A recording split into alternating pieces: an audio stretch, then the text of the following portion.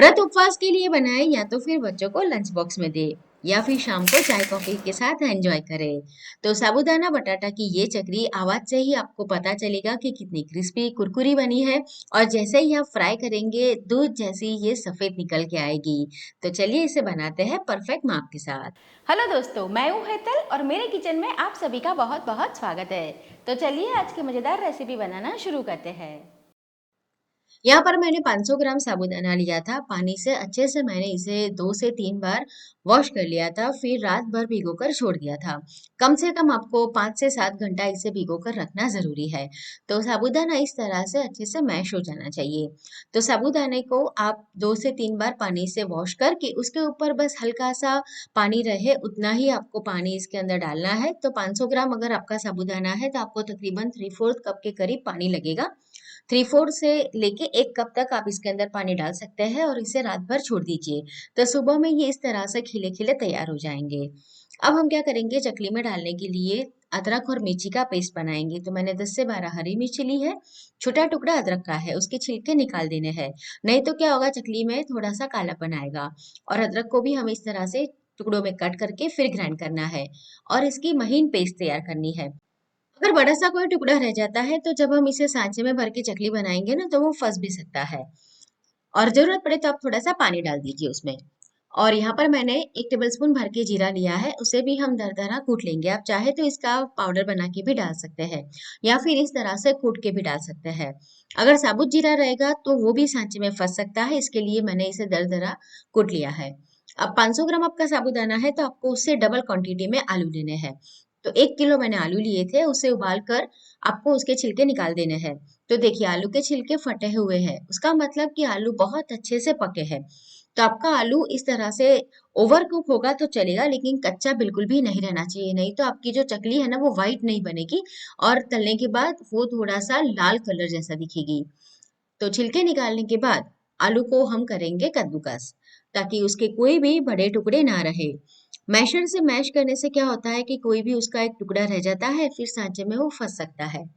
तो बस ये छोटी छोटी बातें आपको ध्यान रखनी है, फिर आपकी चकली बढ़िया से तैयार होगी।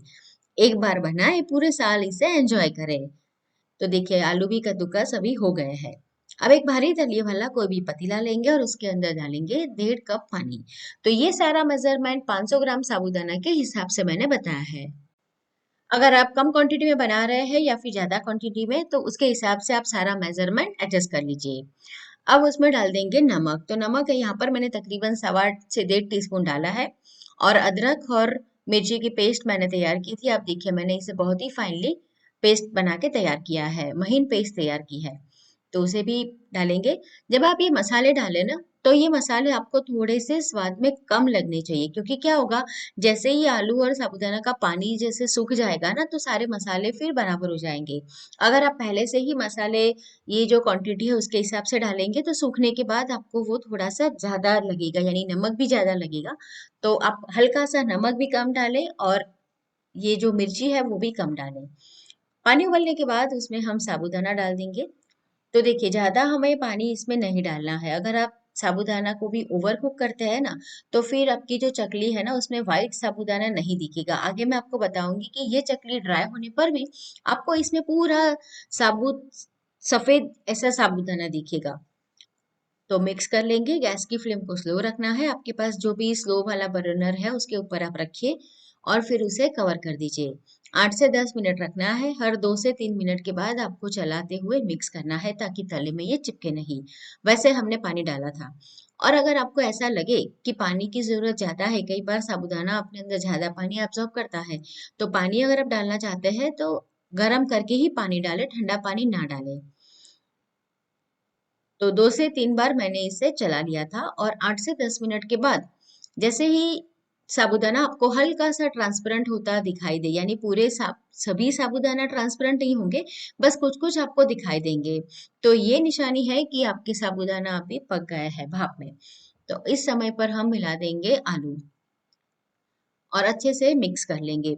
आलू और साबूदाना मिक्स हो जाने चाहिए, आलू से बाइंडिंग आएगा। अगर ये मिक्स नहीं हुआ है बराबर तो आपकी जो चकली है ना वो बीच में टूट भी सकती है।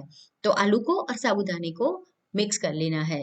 तो 3 से 4 मिनट में अच्छे से ये मिक्स हो जाएगा और इस समय पर गैस की फ्लेम को मैंने ऑन रखा है। जब ये बराबर से मिक्स हो जाएगा, उसके बाद हम गैस की फ्लेम ऑफ कर देंगे। आप लोग चाहे तो इसके अंदर खटाई में नींबू भी डाल सकते हैं और हल्का मीठापन लाने के लिए चीनी भी डाल सकते हैं। लेकिन मेरे यहाँ ऐसा नहीं पसंद है तो मैंने नहीं डाला है। आप चाहे तो डाल सकते हैं। आप व्रत उपवास में जैसे लाल मिर्ची खाते हैं तो इसमें हरी मिर्ची के साथ लाल मिर्ची भी डाल सकते हैं। और कई कई लोग टमाटर भी खाते हैं व्रत उपवास में तो वो लोग टमाटर भी इसमें डाल सकते हैं। तो फिर से ढककर हम रख देंगे इसे 2 से 3 मिनट। आलू और साबूदाना मिक्स होके 2 से 3 मिनट रखना है, फिर गैस बंद करके इसे ढककर ही रखना है ताकि ये गर्म रहे। अब ये साँचा ले लेंगे और इस तरह का चक्री का जो जाली आता है वो लगा देंगे। तेल लगा देना है ताकि ग्रीस होने पर हमारा ये जो मिश्रण है वो झट नीचे से आ जाए। और आपके पास ऐसा साँचा नहीं है, तभी आप ये चकली बना सकते हैं, उसका भी तरीका मैं आपको बता देती हूँ।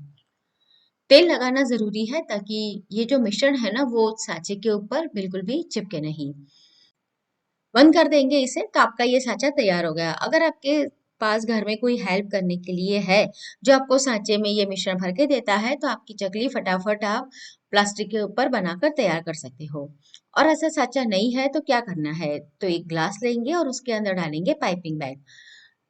ऐसी बैग नहीं है तो आप दूध की जो थैली आती है वो ले सकते हैं या फिर नमक की थैली जो थोड़ी सी मोटी वाली रहती है वो ले लीजिए और उसके अंदर ये मिश्रण को भर दीजिए और फिर उसे कट करके आप इसे भी चकली बना सकते हैं। हाँ, इसमें अगर आप बना रहे हैं तो थोड़ी सी आपको इसे मोटी रखनी होगी, बहुत ज्यादा पतली ना रखें नहीं तो ये पॉलीथीन में से जल्दी से निकलती नहीं है।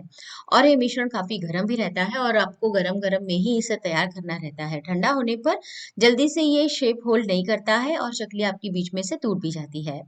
और एक बात कि ये जो हम चकली बनाएंगे ना तो वो जैसे हम नाश्ते के लिए चकली बनाते हैं चावल की या फिर ज्वार के आटे की, चने के आटे की, तो वैसी नहीं बनेगी डिजाइन में, आगे मैं आपको बताऊंगी।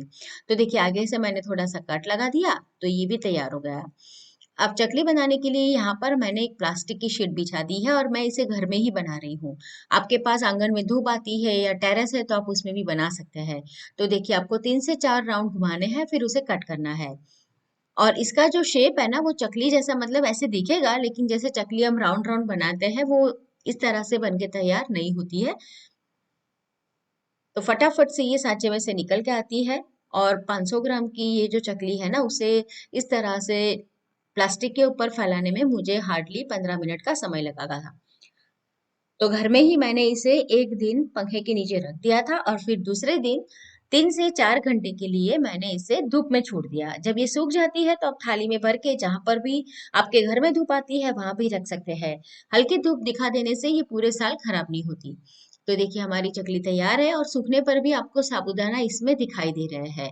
और जब इसे हम फ्राई करेंगे ना तो बढ़िया से ये मोती के दाने जैसे फूलेंगे। तो चलिए आपको फ्राई करके भी बताती हूँ। तो तेल को आप पहले गरम कर दे बढ़िया से, फिर उसके बाद गैस की फ्लेम को मीडियम और हाई के बीच में रखेंगे। जैसे ही तेल में जाएगी ये फूल के ऊपर आ जाएगी और कलर अब देखिए कितना वाइट है। हमने इसके अंदर जीरा डाला था, हरी मिर्ची डाली थी लेकिन कलर बहुत ही बढ़िया सा वाइट है क्योंकि ये जो साबूदाना है ना वो मोतियों की तरह फूलता है। तो बस जब जी चाहे तब आप इसे फ्राई करके एंजॉय कीजिए। तो आज की रेसिपी आपको कैसे लगी कमेंट में जरूर बताएं और ऐसी नई नई रेसिपी देखने के लिए मेरे चैनल किचन क्राफ्ट रेसिपी को जरूर सब्सक्राइब करें।